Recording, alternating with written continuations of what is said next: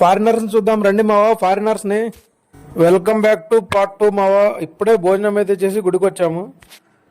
ఈ శివయ్య గుడి చూసారా, చాలా బాగుంది మావా. మేము వచ్చినప్పుడు హంపి ఉత్సవం ఉండింది మావా. ఈ లోటస్ మాల్ ని చూడండి మావా, ఎంత బాగుందో.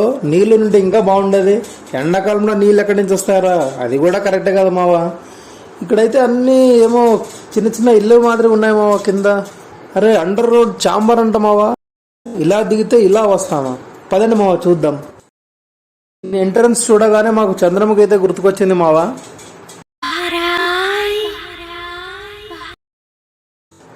చాలా ధైర్యం చేసి మా ఫ్రెండ్ అయితే ముందు పంపించి వచ్చాం మావా.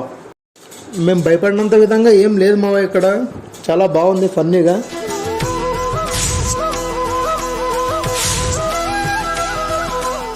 ఇక్కడ దాగుడు ముద్దలాడితే ఇంకా బాగుంటుంది మావా. మీరేమనుకుంటున్నారో కామెంట్ చేయండి మావా. నాకు ఒకటి అర్థం కాలేదు, మేము హంపిని చూడడానికి వచ్చామా ఫారినర్స్ని చూడడానికి వచ్చామా తెలియట్లేదు మావా. ఎక్కడికి వెళ్ళినా వాళ్ళే ఉన్నారు. ఫోన్లే, ఫారిన్కి వెళ్ళకుండానే ఫారినర్స్ చూస్తున్నాం హంపి వల్ల. వాళ్ళైతే డీప్గా ఏదో ఇన్వెస్టిగేషన్ చేస్తున్నారు మావా, ఏ గుడిని చూసినా. మేము కూడా ఏదో ఇన్వెస్టిగేట్ చేసే వాళ్ళగా యాక్టింగ్ చేసాం వాళ్ళని చూస్తూ. లాస్ట్గా అయితే అండర్ గ్రౌండ్ శివ టెంపుల్ చూడడానికి వచ్చాం మావా. ఈ గుడి అయితే చాలా బాగుంది, కానీ ఈ గుడిలో చాలా గబ్బిలాలు ఉన్నాయి మావా. ఎందుకు ఇక్కడ చూడండి, నంది దగ్గర కూడా ఉన్నాయి. చూడండి మావా, ఇక్కడ నీళ్లు లేక చేపలు అయితే చనిపోయి ఉన్నాయి, చిన్ని చిన్ని చేపలు.